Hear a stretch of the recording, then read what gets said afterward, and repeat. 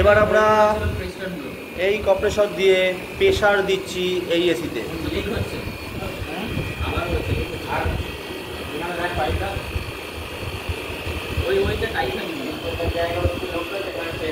দেখো কোথায় টাইট করতে হবে।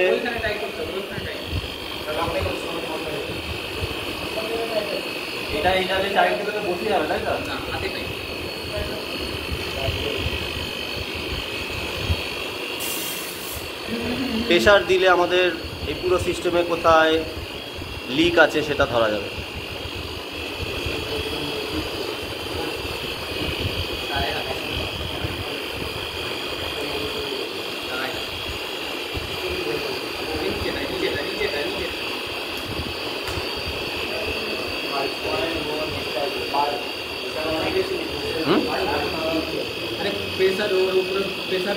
প্রেসার করছে না।